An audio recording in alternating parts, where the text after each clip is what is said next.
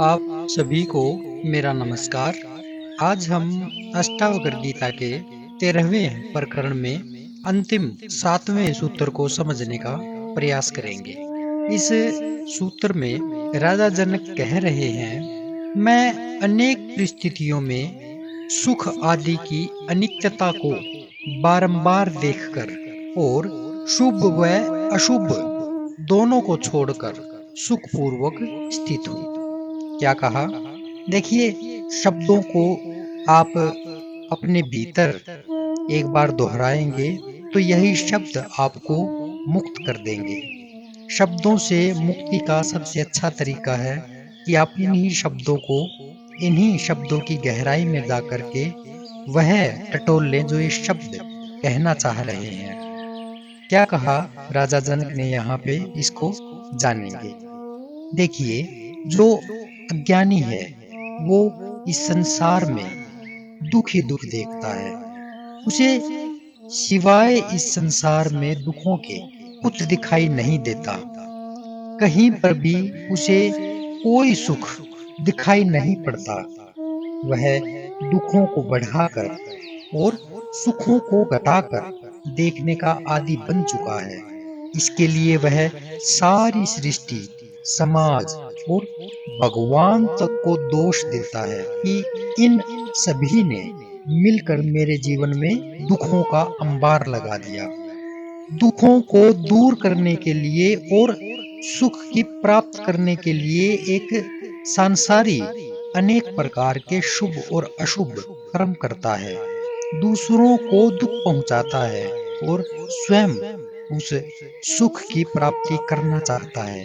किंतु यह संसार चूंकि गतिमान है और इस गति को, इस बदलाव को राजा जनक देख रहे हैं और कह रहे हैं कि मैंने अनेक परिस्थितियों में अनेक जन्मों में देख लिया है कि जैसे दुख अनित्य हैं, सदा रहने वाले नहीं हैं, नष्ट होंगे ही, वैसे ही सुख भी अनित्य हैं, वे भी शाश्वत नहीं हैं, वे भी नष्ट होंगे। यह सृष्टि का नियम है।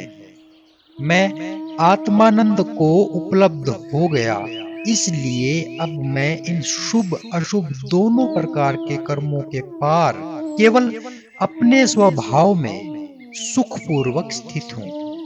अज्ञानी इन द्वंद्वों के झगड़ों में पड़कर परेशान, चिंतित और दुखी रहते हैं। ज्ञानी इनसे पार हो जाने से सदा आत्मानंद में स्थित होकर सुखपूर्वक जीता है। यह अवस्था ही मोक्ष और निर्वाण की अवस्था है। इसी को कहते हैं स्वर्ग मिल गया, इसी को कहते हैं मोक्ष मिल गया, इसी को बुद्ध ने निर्वाण कहा है। जो संसार में जोड़ों में है, जोड़ो यानी सुख है, दुख है, लाभ है, हानि है, बड़ा छोटा, ऊपर नीचे, दाएं बाएं, जो भी द्वंद हैं, दो हैं, इन सभी दो के बीच में एक अज्ञानी गिरा रहता है और इन्हीं से पार पाने के लिए वो न जाने कितने प्रकार की चेष्टाएं करता है। और सभी चेष्टाओं में एक बात निहित रहती है कि उसे आनंद चाहिए, सुख चाहिए। किंतु सुख पाने की जो दृष्टि है वह बाहर की तरफ है, वो संसार की तरफ है। जबकि जो ज्ञानी है वह इस द्वंद को जानकर, पहचान कर दृष्टि को अपने भीतर लगा लेता है और वहां से इस संसार के द्वंद को देखता है। इसी द्वंद की पहचान कर वह आत्मस्थ हो जाता है। वह यह जान जाता है कि मैं करने वाला कोई नहीं हूँ।